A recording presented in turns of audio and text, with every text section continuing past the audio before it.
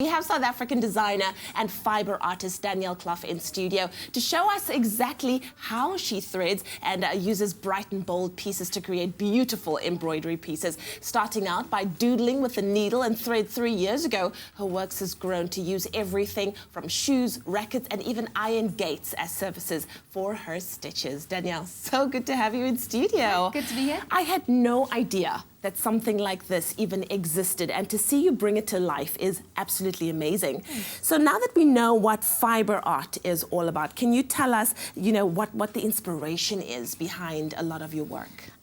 Every piece varies. I'm often inspired by materials, like I'll walk around markets and I'll find some like strange surfaces and kind of want to evolve that. Sometimes it'll just be finding like a really beautiful pink wool and being like, I don't know how to use this, I'm going to embroider a flamingo or something like that. Yeah. You know what, when I think about embroidery, you usually associate it, and forgive me if I'm wrong, with people that are somewhat older. Yeah, definitely. But you are cool. I mean, you're funky, you're with it, and you're kind of giving it such a cool and modern edge.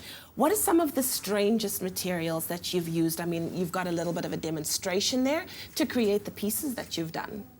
Yeah, I think it's quite interesting because a lot of people are associated with embroidery because of their grand. So I think because of that, there's almost like a nostalgic kind of appeal. So people feel quite connected to it. In terms of like my strangest materials that I've used, I did an iron gate for the United Nations earlier on this year, which was quite a challenge. I'm using like old wooden pool kind of snooker frame things, like you stack up the balls as frames, so that's quite cool.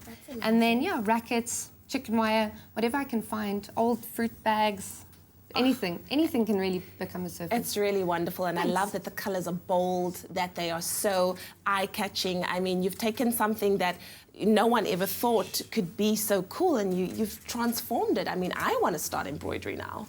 You should.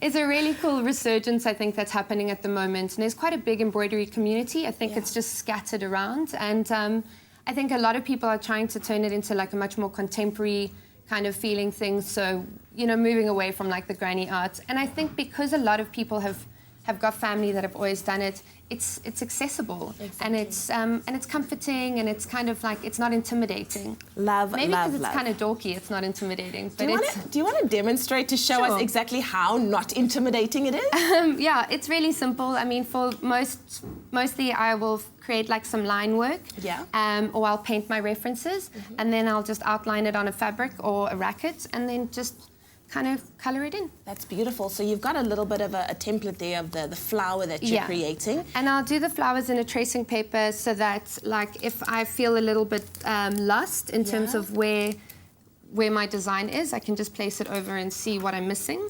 Is this something that anybody could do?